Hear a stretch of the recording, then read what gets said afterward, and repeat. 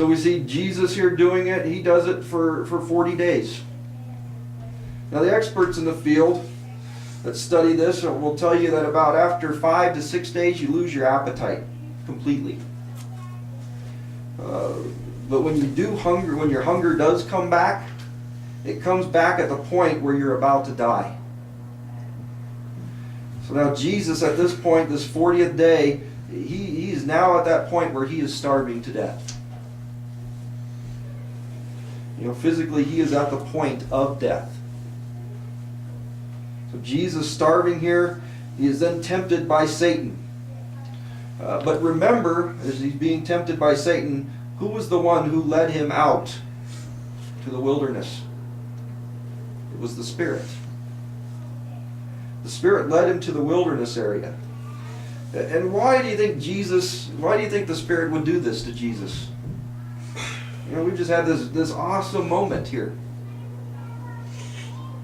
Well, first, it's to reveal to us who he is. Remember that Matthew here is showing us that Jesus is king. And now he's about to show his royalty very practically. He's showing that he is king over the enemy. He is king over the flesh. He is king over any temptation that would come against him. He is a conquering king. In 1 Corinthians chapter 15, verse 45, it tells us, "And so it is written, the first man Adam became a living being. The last Adam became a life-giving spirit." Remember the first Adam in the garden? He was tempted also directly by Satan. That beautiful garden? He too was tempted to eat. Jesus, on the other hand, is tempted in the desert, in the barren land. Not a beautiful place, just a rocky place. Kind of looks like probably here. Like a lot of Wyoming looks. The first Adam could eat all things except for one forbidden fruit. The last Adam had nothing for 40 days. First Adam had a strong, perfect body, not tainted by sin. The last Adam was about to die physically after 40 days of fasting. First Adam had paradise, and he blew it big time. He gave in to the temptation. And he launched all of humanity into this hopeless, dark, fallen world. But the last Adam here did not give in to the temptation. He didn't fail. He made it. In doing so, he reveals to us who he is. That he is the king that conquers over sin. Adam, you see, was the best representative that we had. The best of mankind. And this best of mankind was knocked out by the enemy in the garden. And it seemed like we were left seemingly hopeless. But then came the last Adam, Jesus. And he stood in conditions far worse than anything the first Adam dealt with. Jesus, we'll see, comes through all of the temptations of the enemy with flying colors. Never fails.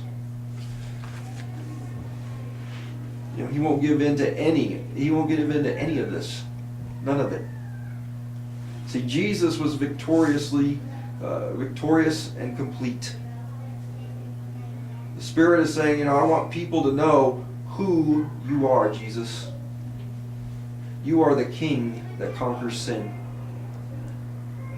Secondly, here many would say that Jesus is unable to sin here. You got a couple of camps here. In James chapter 1, verse 13, it says, "Let no one say when he is tempted, I am tempted by God. For God cannot be tempted by evil, nor does he himself tempt anyone." You know, there are those that would say since Jesus is God that he could not be tempted. Others would say no, since he was man, that the possibility of sin was there. But he didn't do it because of the relationship with the Father. These two arguments, they've raged on throughout time. Who's right? Well, probably both of them are. Jesus in his divinity could not be tempted. But in Philippians chapter 2 it tells us that when he came to earth he emptied himself and became vulnerable. Yet he still had his deity. He's still God. But in his humanity there was still that ability to sin. Both of these are true. The testing here shows that you can count on him. He will come through. And many times, you know, we try to box Jesus up and try to figure out all these things. And it's impossible for us to figure all these things out. But as God, he couldn't sin. But as man, the possibility was there. In Hebrews, it tells us we have a high priest that's been tempted in every way that we have, yet was without sin. The Spirit was saying, this is my Jesus. The one you can have total confidence in. This is a ship that will not sink. All other people will let you down, but there's one who won't let you down, and that's Jesus Christ. Not only is this a revealing of him to us here, but it also shows us that he can relate to us. Like I said in Hebrews chapter 2, verse 17, it states, therefore, in all things, he had to be made like his brethren, that he might be a merciful and faithful high priest in things pertaining to God, to make propitiation for the sins of the people.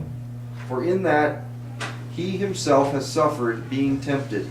He is able to aid those who are tempted. See, he became like us that he could relate to us. That he can be a strength for us in the time of temptation. See, he knows what it's like. Hebrews goes on to tell us in chapter 4, verses 15 through 16, for we do not have a high priest who cannot sympathize with our weaknesses, but was in all points tempted as we are, yet without sin.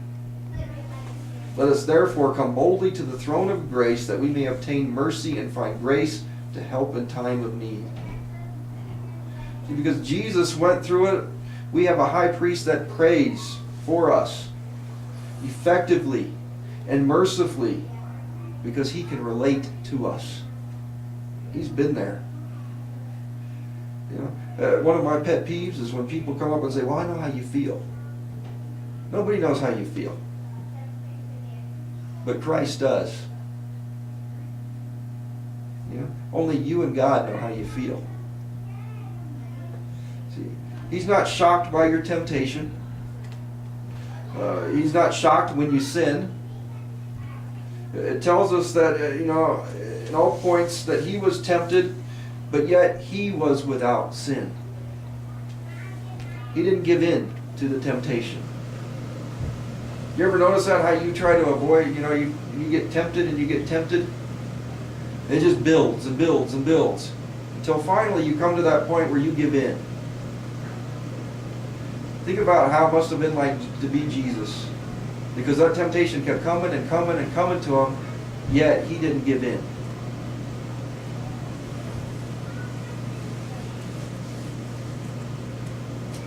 Jesus has been tempted in all ways, just like you and I get tempted. He can relate, and he knows how it feels. This is why the Spirit led him into the wilderness, to reveal to us the one who will not let us down, and so that he can relate to us as we are. I know how it is. I know how you're feeling. In verse 3 here it says, now when the tempter came to him, he said, if you are the Son of God, command these stones become bread. You These little stones. There's these little stones all out in the desert there. And these little stones, they take on the resemblance of little loaves of bread. That's what they look like. Jesus is hungry. He's very hungry. You know, must have been looking at these and going, yeah, they do. They look like bread. What's Satan doing here? When you look back at the end of chapter 3, that's why it's important to look at things in context. The Father saying, "This is my beloved Son in whom I am well pleased." The Father giving his declaration on Jesus. Satan is now on the scene challenging the very words that the Father had just spoke. You know, if you are the Son of God, he says. If that is true, Jesus, I have some things I want to ask you. First, why are you so hungry? He was questioning the Father's provision here. When is the Father going to release you from this fasting, Jesus? You are hungry and your stomach can't take anymore. You're dying, Jesus. If you are the Son of God, do something. Exercise your faith here and make something happen. Don't wait on your Father to make it happen. See, Satan does the same thing to you and me. You know, how about those bills that are stacking up? You know, why aren't you married? You know, why aren't you happy? You know, you need to do something. You can do these things in your own power and you can make it happen.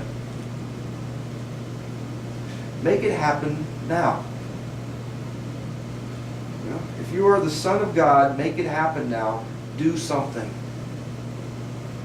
No need to wait on the Lord or pray to the Lord. That's not very practical. God says, wait. And he says to us, you know, I will meet your needs. You know, he's going to come through. You know, same as when our babies, you know, when they want to be fed, they go crazy. You know, I watched all of our kids as when they were babies, and they sit there every time that they want to eat, they want it now. And you're sitting there, like for me, I'm trying to get that bottle ready and everything, and I'm going, it's coming, just wait. It'll be right there. But they don't have those kinds of patience, do they? They just want it now. And that's often what the Lord does to us in our lives. We're sitting there, I want this now, I want this now. And we're just like, wait, it's coming. Just wait. You know, again, our problem is often we want to get the promise, we want to get into the promised land, but we don't want to go through the wilderness. We don't want to go through the desert. God's telling us, I need to prepare you for the promised land. Wait, I will provide it for you. You know, there's a man, he goes up to the Lord and he goes, Lord, is it true that 1,000,000 years is like a second to you? And the Lord tells him, yeah. He goes, yeah, 1,000,000 years, yeah, it's like a second to me. And the man goes, well, is $1 million like a penny to you? And the guy and God goes, yeah, $1 million, yeah, it's just like a penny to me. It's no big deal. And so the guy goes, well, can I have a penny? And the Lord says, yeah, just a second. But the Lord is timing. His timing is different than ours. Jesus knows that. What do you call it? Don't rush the Father. Wait upon the Father here. You know, only a short time later, the angels are going to come and they're going to minister to him. See, Jesus isn't going to settle for bread. He wants the best. The angels here, they're going to come with angels' food cake for him. You know, see, we often settle for bread because I try to do things in my own strength instead of waiting on the Father's perfect timing. Let Him bring the good food. Jesus tells them here, but He answered and said, it is written, man shall not live by bread alone, but by every word that proceeds from the mouth of God. See, there's something more important than bread here. And that's walking in relationship. Jesus is saying it's walking in relationship with my Father obediently. Your word, O Lord, is more important to me than a piece of bread. See, gang, eternity, this is where eternity is at. See, this life is short. We're only passing through it. We're on our way to heaven. This place is temporary. You can see that in the news. You know, we're going to the marriage feast of the Lamb.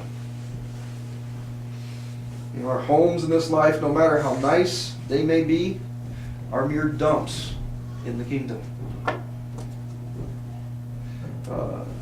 Material things, you know, aren't the most important things, but the eternal is. Jesus here, he's quoting Deuteronomy, saying every word that proceeds from the mouth of God shows us the word here that it has inspired him. As we'll see more as we move on. I love using this one because I use this a lot in counseling. And looking at these things. For, what do you call it? Oftentimes when I talk to men, I will talk to them about pornography. And I'll tell them, you know, you see what the enemy is asking you to do here. He's asking you to take something dead and bring it to life in your power.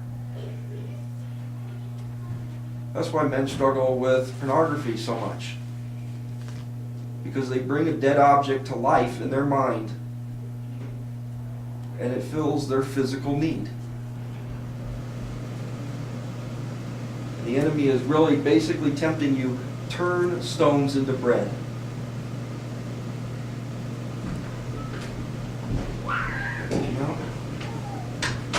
You don't need to wait for that relationship. You don't need to wait for that marriage. You can have your needs met right now. Here, I'll show you how.